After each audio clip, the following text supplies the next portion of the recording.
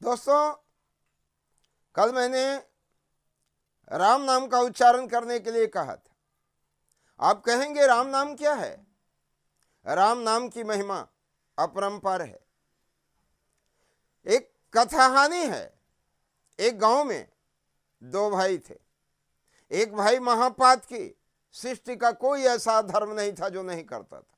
दूसरा महाधर्मी, लेकिन धर्मात्मा भाई अपने भाई के लिए चिंतित रहता था, मेरे भाई का उद्धार कैसे होगा। उस गांव में एक दिन महासंत आए।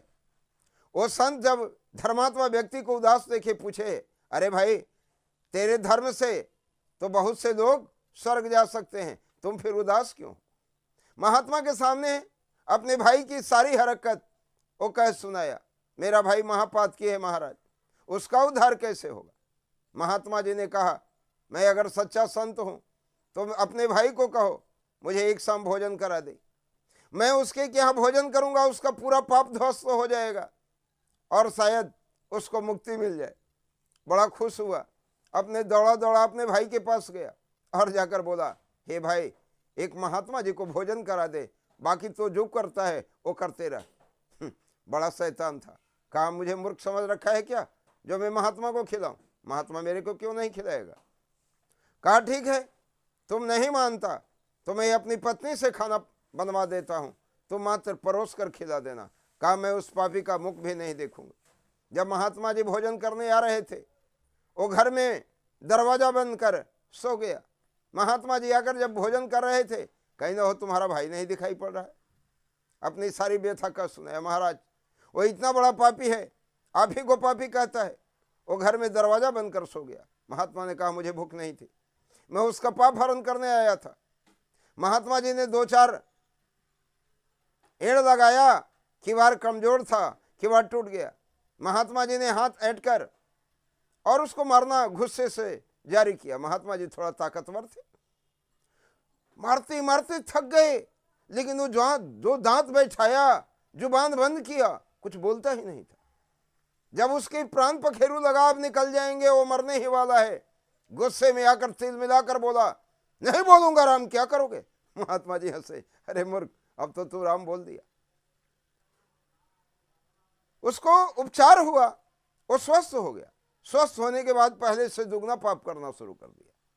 मरने के बाद जब वह नरक में फेंका जा रहा था, धर्मराज ने कहा, रुक जाओ, अरे लोग तो 84 लाख जोनी नरक में भटकते हैं, ये 84 महाशंख जोनी भी भटकेगा तो कम है। लेकिन एक बार भूल से इसने राम का नाम लिया, पता नहीं इसका कितना पाप कटा।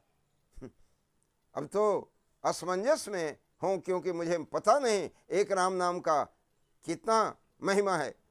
चलो, देवताओं के राजा इंद्र को मालूम होगा, इसको इंद्र के पास लेकर चलते हैं, क्योंकि फैसला होने के बाद 1 सेकंड भी नहीं रखा जाता है, तुरंत इसको नरक में उछालना होगा। वो सुन रहा था पापी। कहा, ए, गरज तुमको है, हमें गरज नहीं है। फैसला तुमने नहीं किया, हिसाब तुमसे नहीं बना।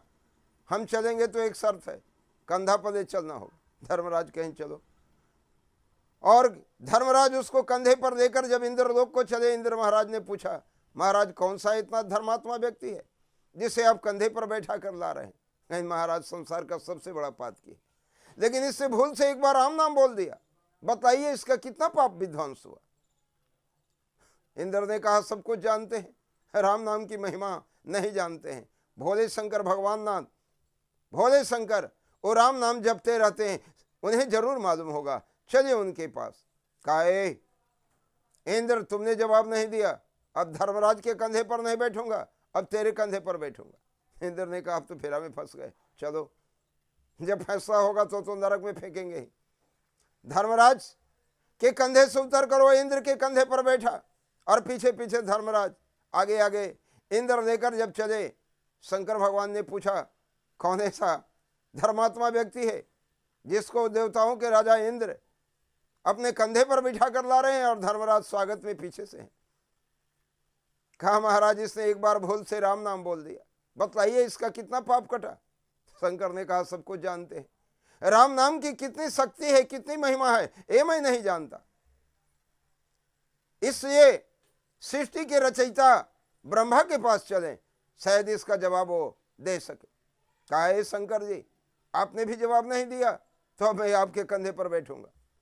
शंकर जी उसे लेकर जब ब्रह्मलोक को गए, ब्रह्मा ने वही बात दोहराई।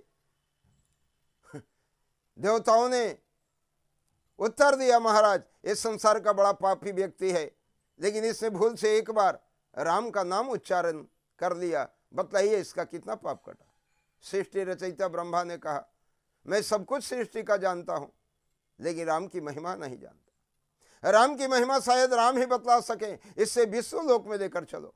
क्षीर सागर में भगवान से सज्जा पर विराजमान थे, लक्ष्मी जी पांव दबा रही थी, भगवान आराम फरमा रहे थे और देवता लोग कंधे पर लेकर खड़े थे। देवताओं ने ही कहा, प्रभु एक पापी को ढोते ढोते हमारे कंधे दर्द कर रहे हैं, बतलाइए इस पापी का कितना पाप कटा। भगवान विष्णु मुस्कुराए, देवताओं आपकी बुद्धि मारी गई है। पापी व्यक्ति देवता का नाम भी नहीं ले सकता, स्वप्न में देवता का दर्शन नहीं कर सकता, देवता को छू नहीं सकता, देवताओं के कंधे पर कैसे चढ़ेगा। इससे क्रोधावेश में अंतरात्मा से कुंडलिनी शक्ति से अगर एक बार राम का उच्चारण किया जाए तो जन्म जन्मांतर के महासंख्य जन्म का पाप नष्ट हो जाता है। इससे मेरा नाम कुंडलिनी शक्ति से लिया और पूर्व जन्म के जितने भी पाप थे ध्वस्त हो गए। इतना धर्म बच गया कि आगे जो इसने पापाचार किया वो भी नष्ट हो गया। नरक कुंड से निकलकर धर्मराज के कंधे से, इंद्र के कंधे से, शंकर के कंधे से, ब्रह्मा के कंधे से होते हुए मेरे लोक को आया है, और जो मेरे लोक को आ जाता है वो लौट कर नहीं जाता है, ये बैकुंठ का भागी हुआ, इसे यही उतार। सारे देवताओं ने नतमस्तक किया। धन्य है प्रभु, आज मालूम हुआ राम नाम की कितनी अपरंपार महिमा है। तो दोस्तों, राम नाम वास्तव में सर्वशक्तिशाली है। आप भी कम से कम 11 बार राम का उच्चारण करें और प्रेम के साथ इस एपिसोड को रोके नहीं, आगे बढ़ा दें। कम से कम आप 5 व्यक्तियों को इस एपिसोड को जो भी सुनेंगे, 5 अन्य व्यक्तियों को जरूर सुनाएंगे। जय हिंद दोस्तों।